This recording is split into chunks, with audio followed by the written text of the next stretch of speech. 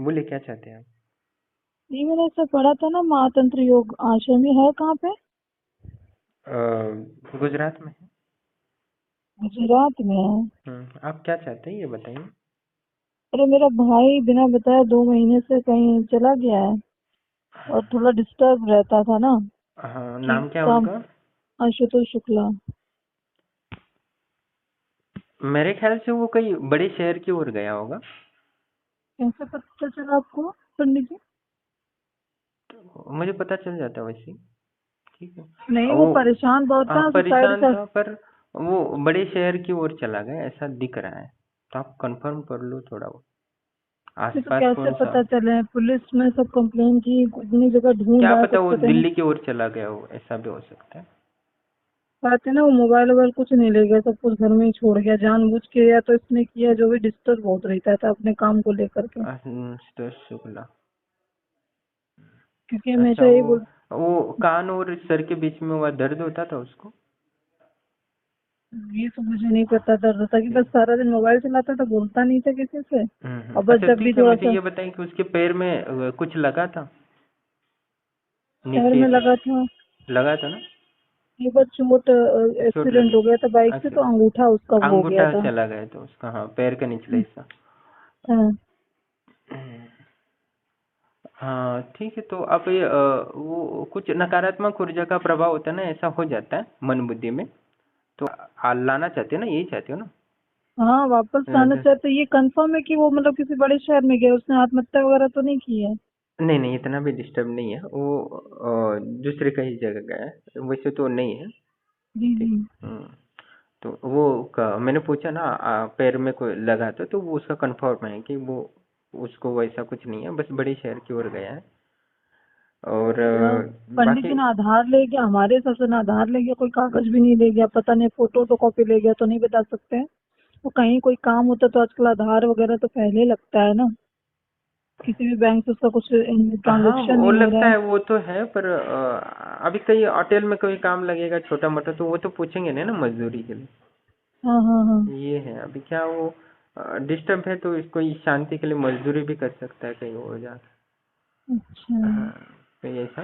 तो अभी यूपी से बाहर ही आने के चला लिए, गया पंडित वैसे जी? आने के लिए तो वो 2 महीना, वापस 2 महीने के बाद आ सकता है, शायद कॉल वगैरह कर सकता है।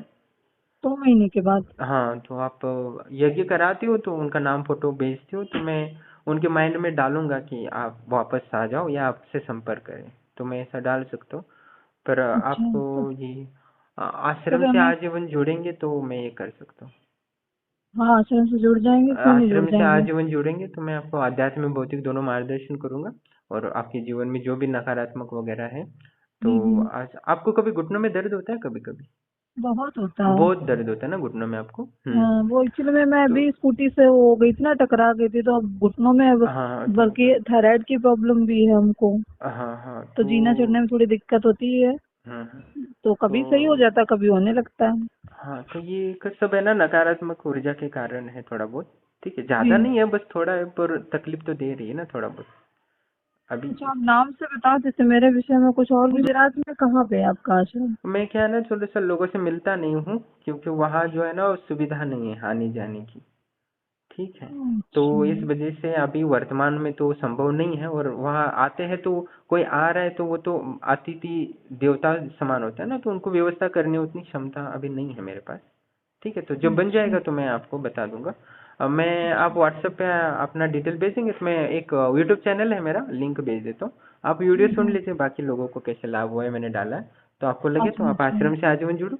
तो मैं भाई की जो मानसिक बीमारी है वो दूर हो जाएगा, आपको जो घुटनों में दर्द होता है वो दूर हो जाएगा। और आपकी जो आगे के धन की व्यवस्था चाहिए, आगे बढ़ना चाहते हैं अपने अध्यात्म बौद्धिक उन्नति के लिए, मैं मार्गदर्शन करता रहूंगा। और वन टाइम शुल्क होता है, उसके बाद आपको 1 रुपया देने की जरूरत नहीं है। ठीक। अच्छा, जो इसमें लिखा निःशुल्क स्कैनिंग, इसका क्या मतलब होता है? ये आपको अभी मैं बात कर रहा हूँ ना। अच्छा, वो जो बताया अभी आपने। हाँ, वही सब है। अच्छा, ये ठीक है। कंफर्म है ना, ये है अभी दुनिया में ना पंडित जी? बिल्कुल बिल्कुल, मैंने आपको अभी बताया, आपने बताया तो मुझे घुटनों में दर्द है। मैं आप ही हाँ। बताया ना, आपके भाई को पैर में चोट लगी, तो आपने बताया, तो मैंने बताया ना, अब मैंने बताया नहीं, देवी ने बताया, बस वही बताया। अच्छा। ठीक है। बाकी ये आपको विश्वास दिलाने के लिए शक्तियाँ कर सकती है, ये बताया। बाकी आपकी मर्जी, मैंने जो बता दिया, आप जुड़ेंगे तो निश्चित ही मैं मदद करूंगा। और आजीवन हमारी शक्तियाँ मदद करती रहती है, बस 15 मिनट का उनको भोग लगाना पड़ता है, बस दीपक वगैरह, बस बाकी कुछ नहीं। ठीक है। प्रणाम दोस्तों, जैसे कि आप ऑडियो सुन रहे थे, बहुत बार हम अपने मॉडर्न ज़माने की या नई दुनिया की जो दिनचर्या है उसको अपना लेते हैं, और बहुत सारी ऐसी नकारात्मक ऊर्जा से हम उनको मानते ही नहीं हैं, जो हमारे सर और अपने शरीर पे हावी होकर हमारे से अनगिनत कार्य करवाते हैं, हमारी बुद्धि को भ्रष्ट कर देती है, और अनगिनत हमारे डिप्रेशन का कारण कहीं न कहीं नकारात्मक ऊर्जा होती है। हम उसके ओर कभी जाते ही नहीं, हमारे शरीर में कहीं बैठता है और वहाँ दर्द होता है तो हमें लगता है कि नॉर्मल चीज़ है, शायद हम इस ज़माने में हो ही रहा है हर व्यक्ति को, पर कहीं न कहीं ये जो नकारात्मक ऊर्जा होती है, वो कहीं न कहीं हमारे शरीर और मन, बुद्धि, आत्मा और अपने परिवार को नुकसान पहुँचाती है। ऐसी नकारात्मक शक्तियों को हमें कभी देख ही नहीं पाते, क्योंकि कभी न कभी जे स्थान होते हैं, हर स्थान पर कोई न कोई शक्ति अवेलेबल होती है। तब हम जब घर शांति करते हैं या वास्तु शांति करते हैं, तो वो बहुत सारी क्रियाएँ अभी नहीं कर रहे हैं बहुत सारे लोग। तो इस वजह से बहुत सारे ऐसे फ्लैट्स वगैरह होते हैं, वहाँ नकारात्मक ऊर्जा बनी रहती है। क्योंकि यज्ञ हो अभी आजकल होता नहीं है, देवी ऊर्जा का प्रभाव नहीं होता, तो ये नकारात्मक ऊर्जा है जहाँ उनका स्थान होता है ना, कहीं न, क्योंकि हर जगह कोई न कोई मृत्यु पाया होता है और वहाँ शक्तियाँ वो निवास करती है। किसी को बहुत सालों तक रहना पड़ता है कि पितृ योनि में, प्रेत योनि में, क्योंकि आजकल की जो वासना है वो कभी-कभी नष्ट नहीं होती है, और मन का कारण भी वो वासना ही होती है, और इस वजह से उनकी जो इच्छाएँ ना अधूरी रह जाती है, और तो इस वजह से अतृप्ति के कारण बहुत सारे मृत्यु के पश्चात प्रेत योनि में ही जा रहे हैं, उनको मोक्ष और शांति नहीं मिल रही, ना परलोक को जा रहे हैं।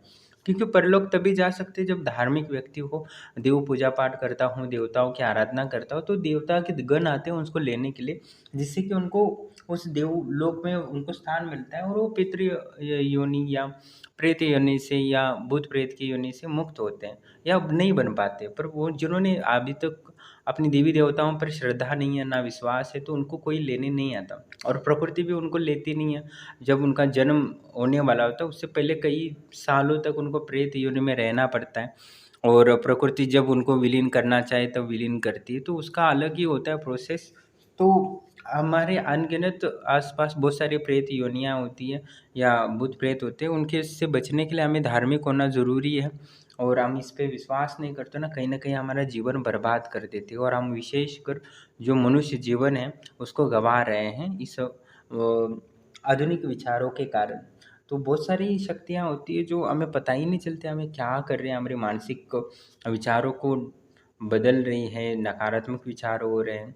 तो हमें अपने गुरु, हर व्यक्ति को किसी एक अच्छे गुरु से संपर्क में रहना चाहिए, जिनसे हर हफ्ते आशीर्वाद लेना चाहिए। हर हफ्ते मतलब महीने में एक बार आशीर्वाद लेना चाहिए, जिससे कि और सकारात्मक ऊर्जा हमें मिलती रहे। कम से कम मंदिर में तो आपको एक हफ्ते में ही जाना ही चाहिए, जिससे सकारात्मक ऊर्जा होनी चाहिए। वहाँ के पंडितों से अपना तिलक करवाना चाहिए, जिससे कोई भी नकारात्मक ऊर्जा होती है तो वो नहीं आती, होगी तो चली जाएगी, वो सकारात्मक ऊर्जा से हट जाएगी।